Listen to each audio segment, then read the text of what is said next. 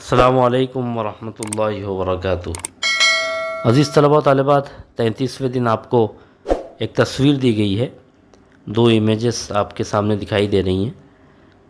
ان تصاویر کو آپ کو غور سے دیکھنا ہے اور یہ بتانا ہے کہ ان تصاویر میں کیا بتایا جا رہا ہے، اور اس سے یہ بھی سمجھ میں آتا ہے کہ تصاویر کے ذریعے بھی اپنے جذبات کو واضح کیا جا سکتا ہے۔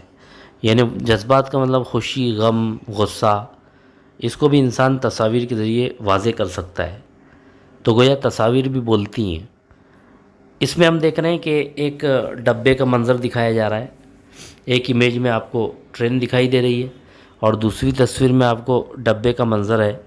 کچھ لوگ بیٹھے ہوئے ہیں، کچھ لوگ آپس میں غم و غصے کا اظہار کر رہے ہیں اور کچھ لوگ بات چیت کر رہے ہیں۔ تو یہ تمام چیزیں جو آپ تصویر میں دیکھ رہے ہیں، یہ آپ کو بیان کرنا ہے، لکھنا ہے۔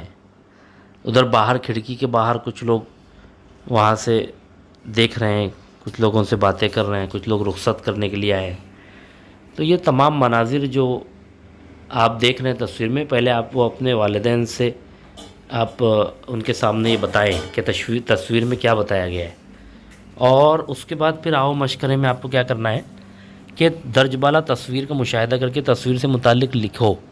یعنی اوپر تو آپ کو صرف بولنا ہے کہ تصویر میں کیا چیزیں بتائی گئی ہیں، اور یہاں پر آؤ مشورے میں آپ کو لکھنا ہے کہ اس میں کون کون سی چیزیں بتائی گئی ہیں، یہاں لکھنا ہے۔ اوپر والی تصویر ہی سے متعلق آپ کو لکھنا ہے۔ اس کے بعد آپ کو آؤ تخیلاتی بنے میں کیا کرنا ہے، آؤ اپنے استاد یا والدین کی مدد سے درسی کتاب، رسالے، اخبار یا میگزین میں دیے گئے کسی مواد پر منحصر تصویر بناؤ۔ یعنی آپ کو کتاب میں یا میگزین وغیرہ میں جو کچھ سبق ہے یا کوئی آپ دیکھ رہے ہیں کہ کوئی پیراگراف لکھا ہوا ہے، تو اس سے متعلق آپ ایک تصویر بنائیں۔ جیسے اگر قدرتی مناظر پر اگر کوئی اقتباس ہے، جیسے ندی بہہ رہی ہے اور درخت، ہرے بھرے درخت چاروں طرف دکھائی دے رہے ہیں، پہاڑ کا منظر ہے، یہ اگر کہیں پر اس اقتباس ہے کہ آپ کو ایسے نظر آئے، تو آپ ایک تصویر بنائیں جس میں آپ یہ بتائیں پہاڑ، درخت، ندی بہہ رہی ہے، پرندے چہچہا رہے ہیں۔ اس طرح تصویر بنائیے تاکہ آپ اس کو، یعنی اقتباس کو آپ نے تصویر میں تبدیل کر دیا۔ یہاں آپ کو جو سرگرمی دی گئی اس کا مقصد یہ ہے کہ آپ گویا تصویر بھی بولتی ہے۔ آپ جس طرح سے اپنے خیالات اقتباس کے ذریعے واضح کر سکتے ہو، اسی طرح سے آپ اپنے جذبات کو تصویر کے ذریعے بھی واضح کر سکتے ہو، یہ آپ کو بتانا ہے۔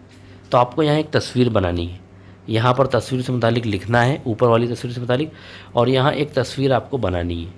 اور کوئی بھی تصویر، یعنی جو کسی بھی مواد، اس میں کوئی نہ کوئی مواد کو دیکھ کر آپ وہ تصویر بنائیں، جس سے یعنی اس میں جذبات کا بھی اظہار ہو رہا ہو۔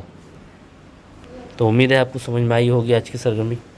بہت بہت شکریہ۔ السلام علیکم ورحمۃ اللہ۔